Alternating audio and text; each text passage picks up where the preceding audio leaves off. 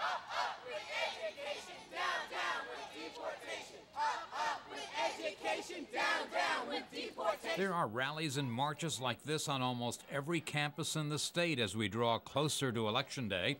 Students who are here illegally and their supporters, they call themselves Dreamers.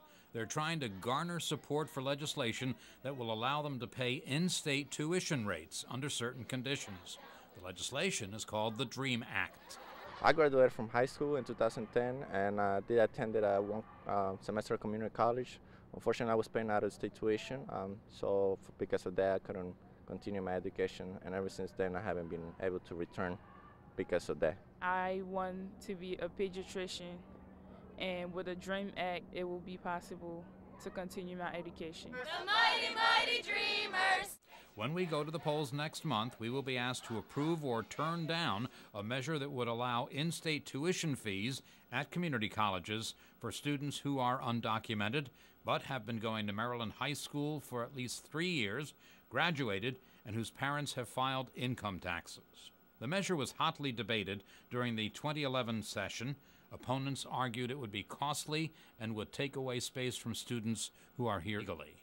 We have kids who have gone to our schools, whose parents pay taxes, who have lived here most of their lives.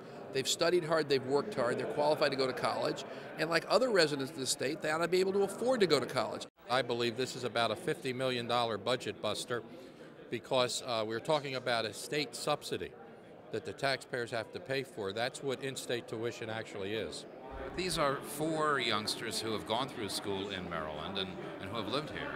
Well, technically they're still illegal immigrants, and we only have so many places available at the University of Maryland. And for example, if you have 500 slots available and they take 50 of them, that means that the U.S. citizens, our American kids, lose 50 slots.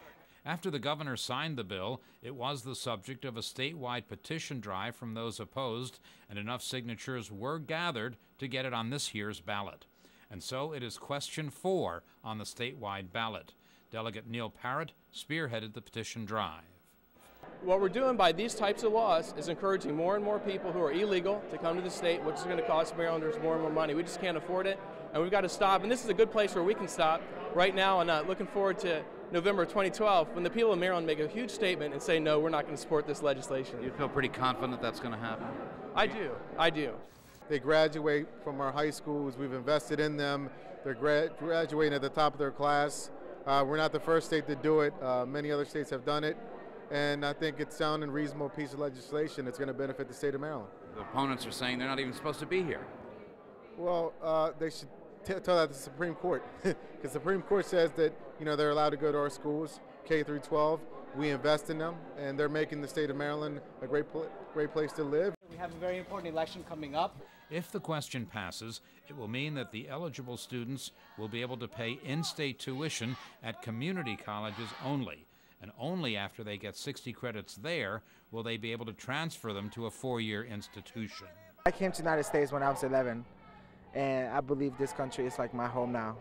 I don't call nobody other country than the United States my home, and I believe I should get a state tuition because I want to study. The DREAM Act is question 4 on the ballot. There are 7 questions statewide, a lot of local issues, and you'll also be voting for the president, for a U.S. senator, and for your congressman. Plus, there are a lot of local issues. So it's a long ballot, and state officials are urging that you check it out in advance, do your homework, and come prepared to vote. I'm Lou Davis for State Circle.